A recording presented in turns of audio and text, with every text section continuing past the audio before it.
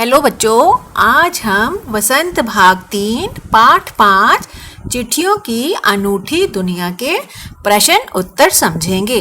तो बेटा शुरू करने से पहले थोड़ा सा पाठ के सार को समझते हैं कि इस पाठ से हमने क्या सीखा था। मानव सभ्यता के विकास में पत्रों की अनूठी भूमिका है, अनोखी भूमिका है। इसकी उपयोगिता हमेशा ही रही है। पत्र संचार का अद्भुत साधन तो है ही, साथ ही साहित्य का साधन भी है। संचार के आधुनिक साधनों में वह शक्ति कहाँ जो पत्र में है।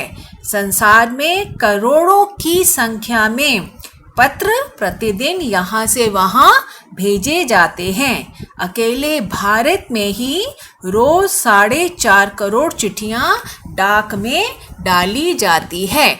तो हमने चाहे कितने भी संचार के आधुनिकतम साधनों का प्रयोग कर लिया हो, लेकिन जो बात पत्रों में है वह किसी और में नहीं। तो आइए बेटा इसके प्रश्न उत्तरों को देखते हैं। पहला प्रश्न देखिए, पत्र जैसा संतोष फोन या एसएमएस का संदेश क्यों नहीं दे पाते? ऐसा क्या है पत्रों में कि उसको लिखकर हमें संतोष की प्राप्ति होती है? आइए इसका उत्तर देखते हैं। पत्र जैसा संतोष फोन या एसएमएस का संदेश नहीं दे पाते क्योंकि फोन या एसएमएस द्वारा हम केवल कुछ बातों को संक्षिप्त का मतलब थोड़े से शॉर्ट रूप में व्यक्त कर सकते हैं, जबकि पत्रों में हम अपनी भावनाओं को खुलकर व्यक्त करते हैं। विश्व साहित्य का एक बड़ा भाग पत्रों पर आधारित है। ये कई किताबों का आधार हैं। पत्रों को हम संभाल कर भी रख सकते हैं। यह क्षमता फोन या एसएमएस द्वारा दिए गए संदेशों में नहीं होती है। अगला प्रश्न देखेंगे बेटा। पत्र को खत, कागज, उत्तरम, जाबू, लेख, कड़िद, पाती, चिट्ठी इत्यादि कहा जाता है। इन शब्दों से संबंधित भाषाओं के नाम बताइए। यानी आपको ये जो शब्द दिए गए हैं, इनकी जो संबंधित भाषा है उनके नाम हमको यहाँ बताने हैं। तो एक एक करके इनके देखते हैं, भाषाएं देखते हैं इनकी। खत को उर्दू भाषा में कहा जाता, खत जो है इसे उर्दू भाषा में कहा जाता है। कागज कन्नड़ भाषा, लेख, उत्तरम, जाबू इन तीनों को तेलुगु भाषा में प्रयोग किया जाता है इस शब्द का, इन तीनों शब्दों का। कड़ित तमिल और पाती चिट्ठी हिंदी भाषा। ठीक है, आगे देखते हैं प्रश्न नंबर 3। पत्र लेखन की कला के विकास के लिए क्या क्या प्रयास हुए?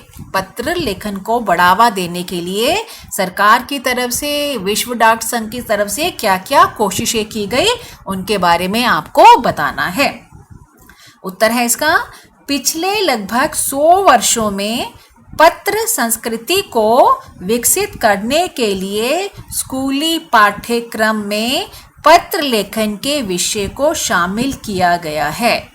विश्व डाक संघ की ओर से 16 वर्ष से कम आयु वर्ग के बच्चों के लिए पत्र लेखन प्रतियोगिताएं आयोजित करने का कार्यक्रम सन 1972 से आरंभ किया गया है। यानी जो आप स्कूल में जो पत्र लेखन लिखते हो, जो आपको औपचारिक और अनौपचारिक पत्र दिए जाते हैं, परीक्षा में भी, कक्षा में भी जो आप करते हो, तो ये जो डाक विभाग है उसकी तरफ से हमारे पाठ्यक्रम में, ताकि पत्र लेखन बच्चों को लिखना आए, इसे एक अनिवार्य विषय के रूप में लिया गया है। और जो विश्व डाक संघ है उसकी तरफ से भी लगातार कोशिशें हो रही हैं, और 1972 से उन्होंने जो 16 वर्ष से कम आयु के बच्चे हैं उनके लिए पत्र लेखन की प्रतियोगिताएं आयोजित की हैं।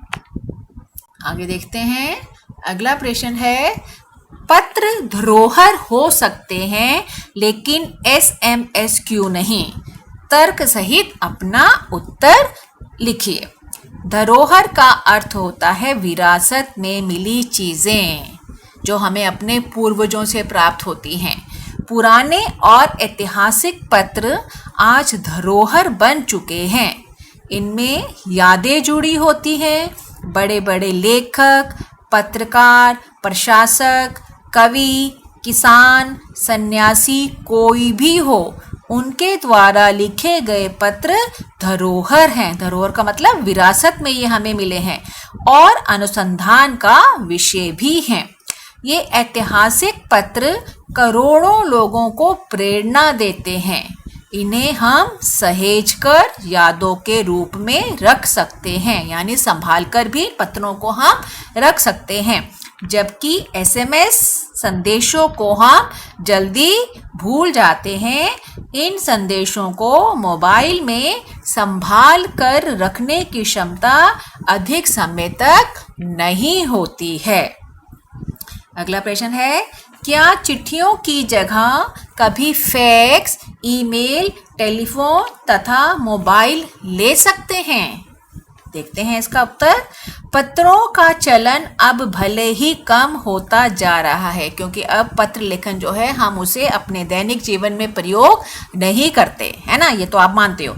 लेकिन फैक्स, ईमेल, टेलीफोन, मोबाइल का प्रयोग आज बढ़ता ही जा रहा है। फिर भी पत्रों का स्थान संचार माध्यम के रूप में अद्वितीय है। पत्रों से हमारी भावनाएं और यादें जुड़ी होती हैं। लोग पत्रों का बेसब्री से इंतज़ार करते हैं।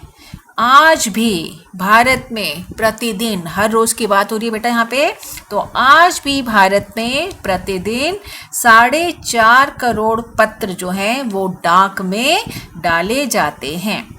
आज टेलीफोन, मोबाइल जैसे तकनीकी माध्यम केवल कामकाज के क्षेत्र में महत्वपूर्ण हैं। आज ये हमारे उपयोग में, आवश्यकताओं में आते हैं। फिर भी ये सभी मिलकर पत्र का स्थान नहीं ले सकते, क्योंकि पत्रों में जो बात है वो इन साधनों में नहीं है। अगला प्रश्न देखते हैं। किसी के लिए बिना टिकट सादे लिफाफे पर सही पता लिखकर पत्र बेरंग भेजने पर कौन कौन सी कठिनाई आ सकती है, पता कीजिए। देखते हैं इसका उत्तर।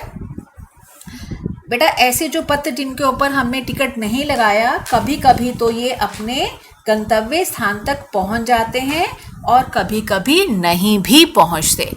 तो अब इसमें क्या आता है, ऐसे बेरंग पत्र यदि निर्धारित पते पर पहुंच जाते हैं तो डाकिया टिकट से 2 गुनी रकम लेता है। यानी उनसे जहां पर जिस व्यक्ति के पास वह पत्र पहुंचा है, जितनी टिकट उसके ऊपर लगनी थी और टिकट नहीं लगाई, तो उससे जो डबल रकम है, जो 2 गुनी रकम है, वो जुर्माने के रूप में डाकिया उस व्यक्ति से प्राप्त करता है। अगला है, ऐसा क्यों होता था कि महात्मा गांधी को दुनिया भर से पत्र महात्मा गांधी इंडिया पता लिखकर आते थे? उत्तर है, जैसा कि आप जानते हो, महात्मा गांधी एक प्रसिद्ध व्यक्ति थे, है ना। तो आप देखेंगे इसका उत्तर। महात्मा गांधी अपने समय के सबसे लोकप्रिय व्यक्ति थे। विदेशों के अनेक लोगों को उनका पता मालूम नहीं था। गांधी जी भारत की पहचान थे। डाक विभाग को उनका पता मालूम था, इसलिए उनके पत्र वो जहाँ भी होते थे उन तक पहुँचा दिए जाते थे। तो बेटा, देखा आपने, पत्रों का हमारे जीवन में आज हम चाहे कितने भी आधुनिक संचार के साधनों का प्रयोग कर रहे हैं, लेकिन पत्रों की अहमियत आज भी हमारे जीवन में है। गांव के लोग आज भी डाकिये के आने का इंतज़ार करते हैं। सैनिक आज भी अपने रिश्तेदारों द्वारा भेजे जाने वाले पत्रों का इंतज़ार करते हैं। तो पत्र का स्थान आधुनिक साधन में से कोई भी साधन ऐसा नहीं है जो इन पत्रों का स्थान ले सके। बेटा, ये वीडियो आपको अच्छी लगी हो तो इसे लाइक, शेयर और सब्सक्राइब ज़रूर करना।